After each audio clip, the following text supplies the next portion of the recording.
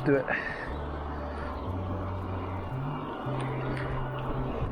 I'm cycling, he's on a wheel, can do 28 miles an hour.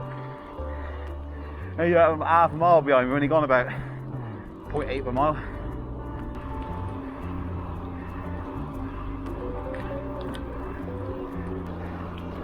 Oh, my knee. Oh, my knee. Oh, super smooth across the cattle grid. Super smooth.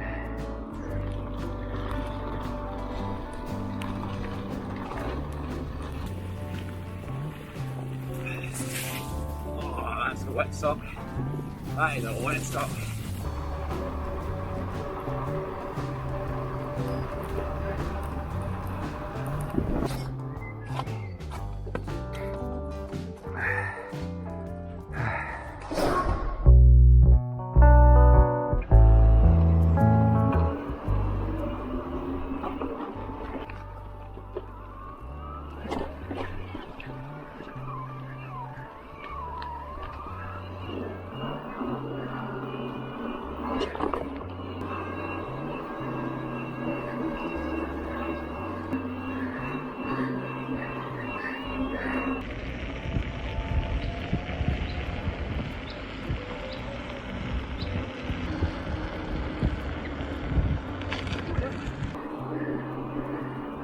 Oh, yep, slip.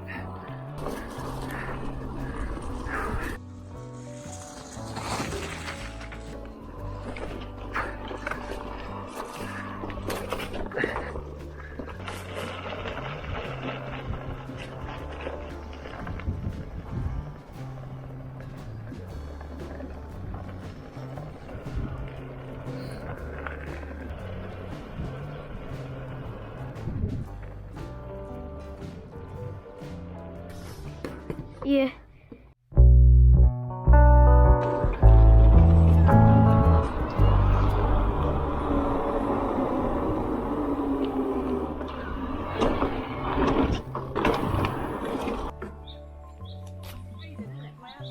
Yeah, you get a bit of cardio under your belt there and get a bit of... Look at go!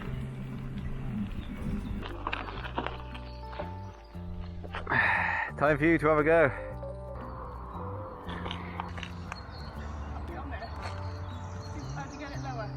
That's it, it's as low as it goes. I dropped it right down and the brakes are very strong.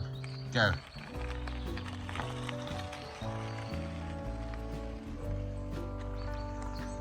And then come back again.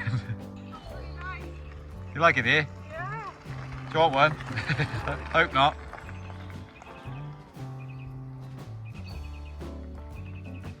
Uh-oh. That was a mistake, wasn't it? That was... She's gone. I can't believe it. What is she doing? She's gone. Might have been a bit of a mistake, mightn't it? See? Well, there's no sign. Which means she's either fallen off or... Oh, here she comes it. What? Where are you going? Do you want one? I want my bike to do the same thing. Okay. When you can't get off like that, like, that. You certainly do, yeah. I like a lady's bike. A lady's With bike. a basket on. A basket on the front, yeah. It wasn't actually as far as I was expecting. No, I reckon you get away with that almost.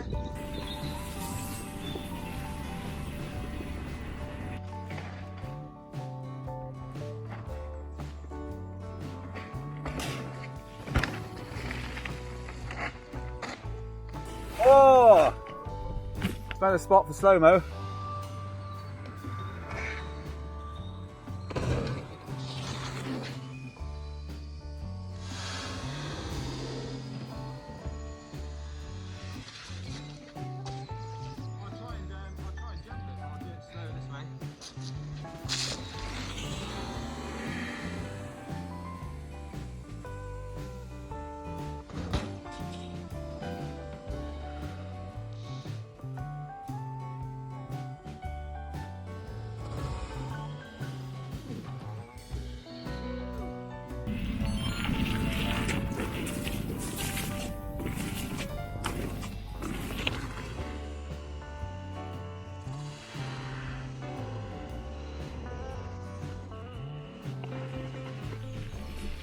well, might have found a perfect use for the eco mode, which is to ride along with Amy, or also off mode, which gets you a bit of a workout, but at slower speed. You just turn the thing off, it just freewheels nicely.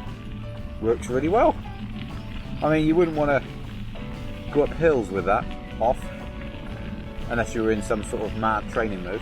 So I'm riding along and I've got it off, so that's pretty sweet. So I just tootle along with Amy. See you later, loser. What? Right, let's get this on eMTB mode. Let's just jaunt by yawning. I'm doing 17 miles an hour, she's probably doing about 12.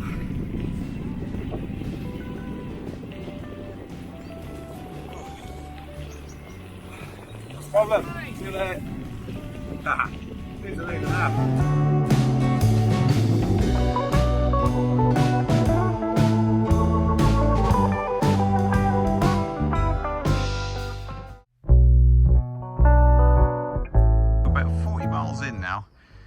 And it really does open up an opportunity to get out on the bike, which I've never envisaged doing before. Do some of the trails I've been doing on the wheel, the electric unicycle. And again, with those wheels, it brings you out to places like this. It's just so nice. You've got bluebells coming out, you've got the birds singing. Remarkable. And I'm a little bit out of breath, as you can hear. And switching between the modes is a brilliant feature. So I'm here, let me try and get this for you. So I can just press down all the way, so you got the minus and plus, so I can go from, keep an eye on here, eMTB, Tour, Eco. Now Eco, you'd think what is the point in Eco, because it does hardly anything, little bit of assist. Now I can think of two reasons. When I went riding with Amy yesterday, the wife, Eco is about right for her speed, because she's not out there to get lap times. She's out to enjoy a ride, like in the forest, just showed you. And that I found worked perfect. I basically used Eco the whole time, or off. So you can ride it off and the dash still stays on.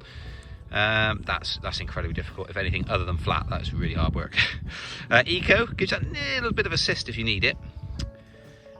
And then you've got Tour, which I don't really use. I use eMTB as advised in the shop. That's a lovely mode. And Turbo, the mode there really is just power all the time up hills. I didn't really find a lot the day before yesterday when I got this. Didn't really feel anything. That's because I was going above 15.5 miles an hour, so it doesn't really do a lot. But when you're down low within the legal limits, EU limits, yeah, you can really feel that. It's just giving you everything all the time, whereas this modulates. So that's pretty neat. That is definitely the best mode. What you advise in the shop, that just feels spot on. And Eco, ideal, as I say, for riding with someone who's just out for a leisurely ride, genuinely enjoying it and just going slow, stopping every now and again, brilliant. But also, of course, if you only had like 5 miles left, switch it on to Eco and it'll help you just enough. Ride with it off, just literally a click of the, just do that, done. It's off, oh, I want a bit of Eco, back on again. And it's just so easy to switch between those modes, and it makes it so enjoyable. It's really, really nice. The other thing that's really good is being able to lock these out. Well, almost. They're not completely solid, but you can just bring this down whilst you're riding and toughen them right up to more or less solid. Not quite. So when you get up on the pedals, if you ever do, it's not constantly going like that and just consuming all your energy and not actually propelling you much. And you can do the same. You can stiffen this up, which I haven't touched, on the rear. So you can do the same, you can dial it around. You can't actually lock it out, there's no lockout functionality on it. The thing I've noticed is this. I'm not really sure what that is, and you guys watching, or gals, will be able to answer that question. Because what happens is, I've taken it beyond 55mm before, when I did the slow-mo shot coming off the old railway line platform. That was just the O-ring there, was just hanging down the bottom here. So I just pushed it back on again. I presume it marks where your travel is, and I took it over 55mm, so I bottomed it out essentially, I guess. Is that right? And so perhaps that signifies, oh, well, you need to toughen it up a little bit for stuff like that before you do it, so you don't bottom it out. Is bottom it out bad? I don't know. Is it designed to take a buffer like a car shock? Not sure. So there we go. But it's great because you've got all this stuff on here, so you've got, when you're tightening stuff up, torque settings. Attention to detail on these cubes is just lovely. Really, really good. Look at it, beautiful. And I half think you almost need to cover that over so people don't know the value kind of thing. I've also registered and paid for £9 for the lock functionality of this console unit. So through the app, I connected with the app and I had no issues connecting with the app at all. It paired with my phone fine, and the sign up process, no issues. I've seen nightmare stories online with the app, but it just worked fine, flawlessly. So much so I didn't even really film it because I had no complications at all. Just signed up with my email address, got an email, verified it, logged into the app. Then I paired the phone to this, and then I paid for the upgraded 2 years, I think it is, for £9, the lock functionality. And what that means is, if you remove this and someone takes the bike, this is paired with a motor. It's locked to this motor. So they would have to say, can I buy a new screen? And the Bosch dealer or the cycle dealer would say, well, proof of purchase and all that sort of business. They have to prove they actually own the bike. Otherwise they just naturally assume that someone's nicked it. So they'll ask for a frame number, etc. To pair with the motor that's in there. So I've done that, and that was no hassle whatsoever. That's now locked in. It's syncing up my routes all okay. It's got maps in there. The app it's got terrible stars. It's not supposed to be that good. I literally got it so I could do the lock functionality on this, because that's a sensible thing to do. And clipping this on and off, I'm not going to do it now in the middle of a journey, so I'm not sure what that does to it. But I just pull that off, piece of cake, and you just clip it back in again. Easy, on magnets. And it hasn't come off, so that's brilliant. So yeah, that's my my day 3 update. So let's just have a quick look how many miles I've actually done. Let's flick through here. So the menu is just left to right. Nice rubberized, waterproof console there. So we go across to here. Let's have a look. So we've got range, clock, average distance 2.9. Somewhere is total distance. Total distance 38 miles. Yeah, so almost 40 miles. It'll be 40 something miles by the time I get back home. So that's day 3, 40 miles in. And to be fair, I would definitely not have done 40 miles on a mountain bike unless it had a Bosch motor in it, or any motor, and was propelling me along. So be massively encouraged if you're thinking about getting one of these. So far I'm singing its praises, no issues, no quirks. I'm going to try and video the noise I'm getting from the front. Maybe someone can help me out if it's right or not. I'm not sure if that's coming out on the camera or not. I can feel it through my arms. It feels like it's coming out through the head. Oh, I didn't press it on turbo mode. Oh, I did accidentally. There we are. But there's that oil residue as well. That's not mud. That is oil. So I've just come to a standstill.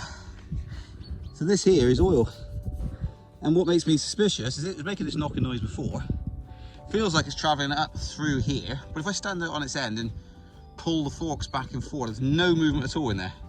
Nothing's loose here.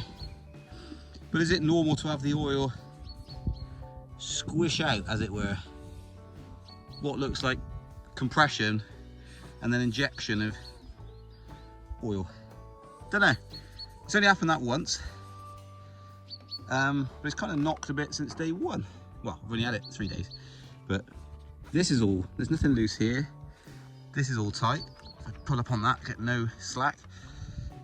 As I say, if I grab the forks and pull them, nothing, no movement at all. So I don't know.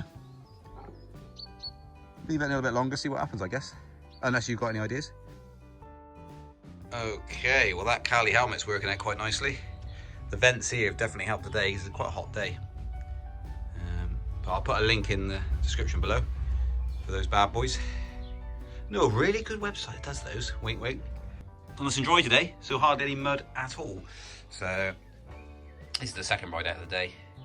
11.8, a load and load of technical stuff. The drone sort of couldn't keep up with me through the woods. So, but I came across some mega stuff, which I think would be quite challenging for most riders, to be fair. Some of it I didn't do, not saying I did it. But I came across it and had to sort of tiptoe through it, going, oh my goodness, quarry edge, quarry edge. Don't want to die. So that's it today. Now it's in here. Going to use the key and going to power it down. Goodbye. Then you lift that off like that. See, got to show you in the end. After all, didn't realize we were going back out. So that's locked using the app, paired to that motor there. So I'll now remove that. This bike is useless to anybody apart from me, who can get another one of those because I got proof of purchase, etc. Hello, Brucey. How you doing, Brucey? How you doing? You're going to help me take this battery out? Flipping likely. Ah, there we go. That was a bit meh. And then the key handle is that side. Okay, let's come at it round this way. That's that one there. There she is. Doesn't just fly out, which is quite good.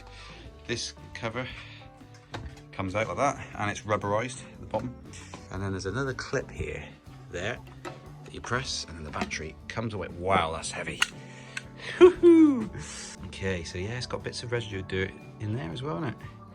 Which I'm sure is fine, he says. But yeah, certainly gets up in there. And so that bike now is no computer screen and no battery. So I can take that inside now, see, and then charge off that port there. And there's the battery readout I was talking about. Let you know it's state of charge. Oh, it's dog number 2. You're right. It's dog number 2, and he's a quarter the size of the Husky. Please like and subscribe. So like this video, give it a thumbs up, comment as well, join in, because I'd like to know more, please. You can tell me more, get involved in the conversation, give it a good like, and subscribe as well, and hit the bell notification, because I'll keep updating. I do loads of other reviews on different stuff as well, as and when I've got time and whatever I'm doing at the time. These are all stuff that I buy myself and I actually use myself, so it's kind of no bull really, this real life gadget reviews is the idea. If something crops up, obviously I'm going to be the first to say something about it. So I will catch you guys on the next one. And if this sun keeps on shining like it is, there's going to be some riding in store. Oh, and this, before I go, the seat hasn't caused me too much ass damage, which I'm quite happy with. So that's good. I'm actually out day 3, 40 miles in. It's bruised, definitely bruised, but I can sit on it and it's not oh so painful, and it's not all sort of raw like I've had before. So brilliant for that.